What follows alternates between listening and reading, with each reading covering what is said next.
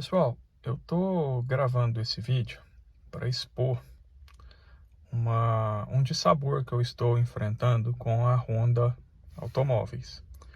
Eu sou proprietário desse veículo Honda Civic, versão EX, ano e modelo 2017.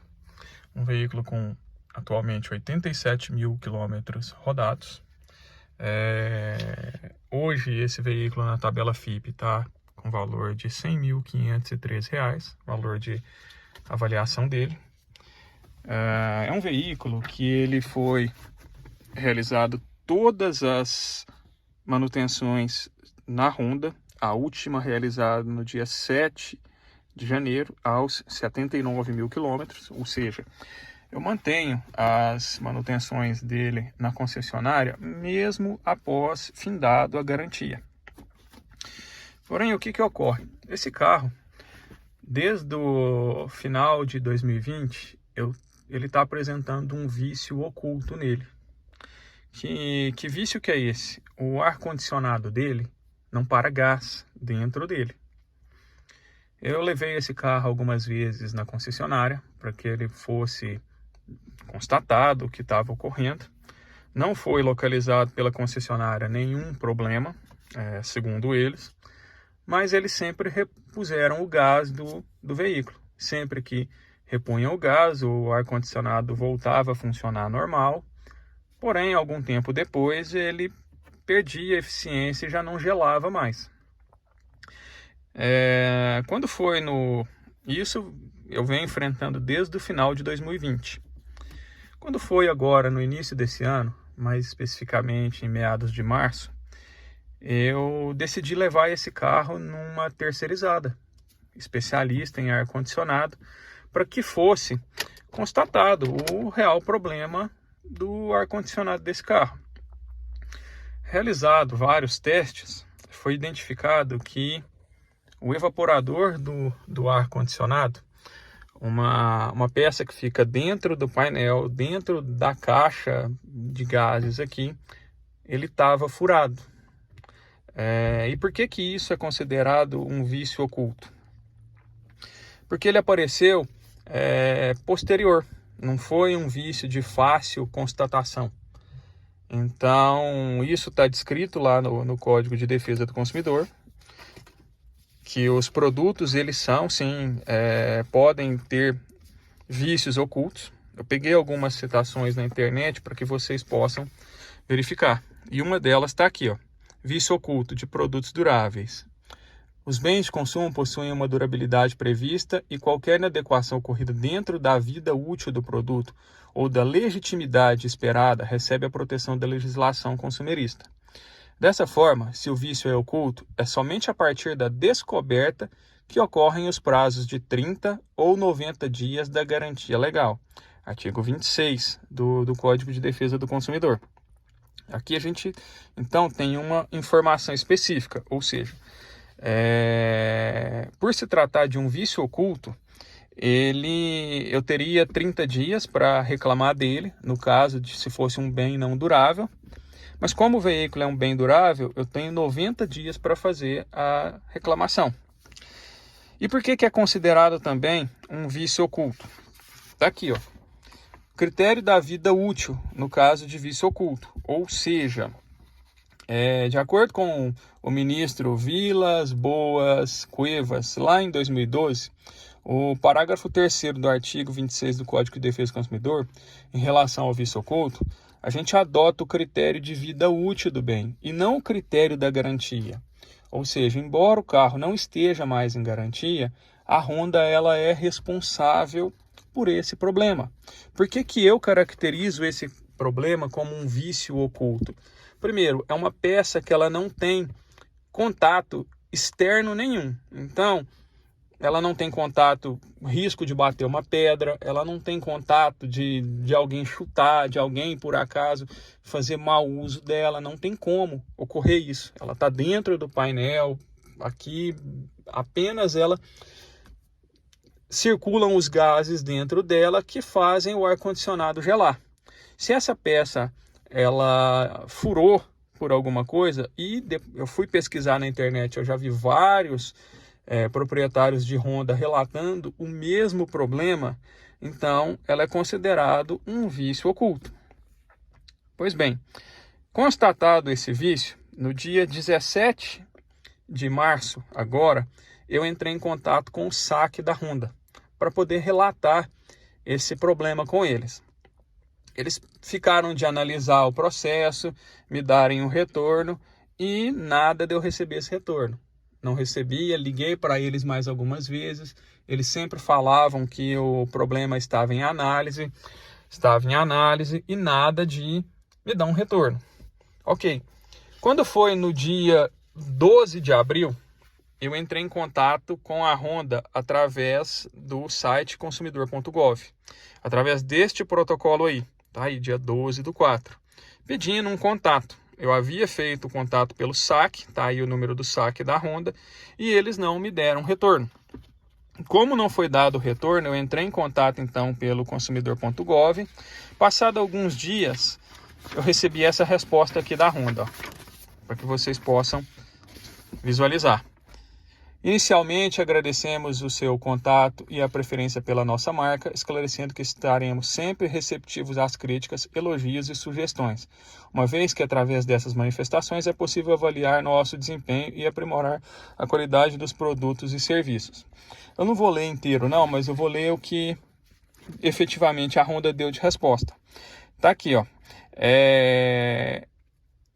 Eles alegaram que o carro não está mais na garantia, tá aí. Todavia, convém informá-lo que o veículo de sua titularidade possui garantia legal de 90 dias, artigo 26 do Código de Defesa do Consumidor, e garantia contratual de 3 anos, concedida pela montadora, cujo período findou no ano de 2020. Na verdade, ele se findou no ano de 2021, início de 2021. Mas mesmo assim, eu relatei a concessionária no final de 2020 e nada foi feito.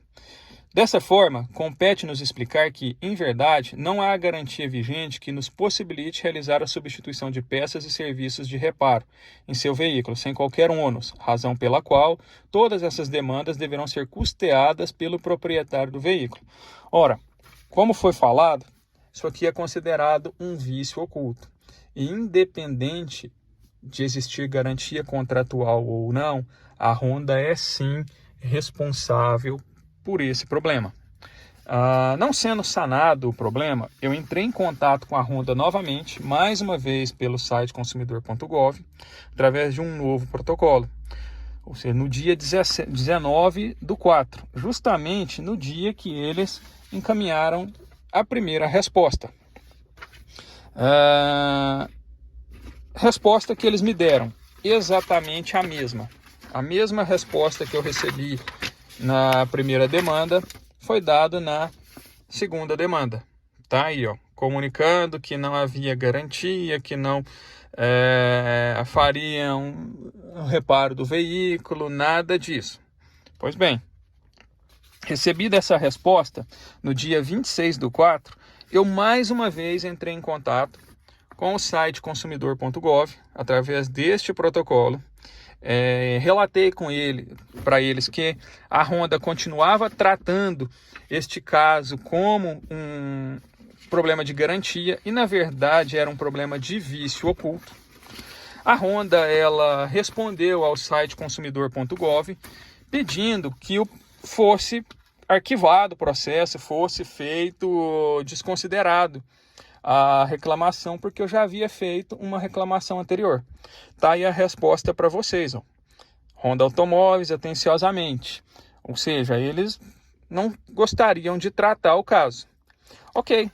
Assim que eles colocaram essa resposta, eu rapidamente, acompanhando, entrei em contato com o consumidor.gov e pedi para que fosse mantido o processo, porque não era questão de garantia, era questão de vício oculto. O que foi o retorno do Procon Minas Gerais, que é responsável pelo site aqui? Tendo em vista a manifestação da parte consumidora, o presente registro será devolvido para as tratativas cabíveis, ou seja, o Procon não acatou a solicitação da Honda de encerrar o caso e pediu para que a Honda tratasse o processo novamente. Ok, a Honda tratou o processo, só que mais uma vez a Honda decidiu manter a mesma resposta. Está aqui, ó, a mesma resposta, comunicando que não havia garantia, que já havia sido encerrado o prazo e tudo mais. Mais uma vez, eu volto a citar, trata-se de um problema de vício oculto e não de garantia. E vício oculto, a Honda, independente de haver garantia ou não, ela é responsável pelo problema do veículo. Findado os problemas junto ao consumidor.gov, da qual a Honda manteve as respostas, o que eu decidi fazer? Eu decidi postar nos comentários do Facebook, nas publicações da Honda, comunicando que a Honda estava descumprindo a legislação brasileira, que ela não estava apta a tratar o caso como um vício oculto. Quando foi no dia 20 agora, veja bem o prazo que já se passou, nós estamos no dia 20/6, eles entraram em contato comigo para poder questionar os comentários que eu havia feito em rede social, tratar o caso mais uma vez. Me pediram um prazo de 2 dias úteis para me dar um retorno, ou seja, esses 2 dias úteis deveriam ocorrer no dia 22/6. Findado o dia 22/6, a Honda não me deu retorno. Eles foram me retornar no dia 23. No dia 23/6, uma sexta-feira, a Honda pediu para que eu pudesse levar o veículo a uma concessionária. Me indicaram a concessionária Auto Japan, em Belo Horizonte. A mesma concessionária que houve há um tempo atrás uma reportagem jornalística de um repórter chamado Ben Mendes, bastante conceituado aqui no estado de Minas Gerais. Aliás, eu deixo aqui os meus parabéns para ele pelo trabalho que ele tem feito em defesa do consumidor. Então, assim, pediram para que eu levasse o veículo à concessionária para que pudesse ser feito o diagnóstico. E que esse diagnóstico, a Honda ia analisar se faria o reparo do veículo em cortesia. Aqui eu deixo mais uma manifestação minha. Eu não estou pedindo para que a Honda faça reparo em cortesia. Eu estou pedindo para que a Honda cumpra a legislação brasileira e repare o veículo conforme o problema que ele apresenta de vício oculto. Pediram então para que eu levasse o veículo lá e, caso a Honda negasse o reparo, eu deveria arcar com o custo do diagnóstico. Bom, eu não tenho que arcar com esse custo do diagnóstico. Por quê? O mesmo ministro Vilas Boas Cuevas, lá em 2012, em um caso, ele deixou bem claro aqui, ó, o ônus da prova quanto ao vício do produto é do fornecedor. Está aqui o relator, ministro Vilas Boas Cuevas, lembrou a matéria já foi objeto de exame pontual pela 4ª turma do julgamento, lá em 2012. Segundo o magistrado, na ocasião, foram estabelecidas premissas importantes, como a de que o ônus da prova quanto à natureza do vício cabe ao fornecedor, pois eventual déficit em matéria probatória conta a favor do consumidor. Ou seja, a responsabilidade por esse diagnóstico, o custo por esse diagnóstico é inteiramente da Honda. Eu não tenho que arcar com custo nenhum.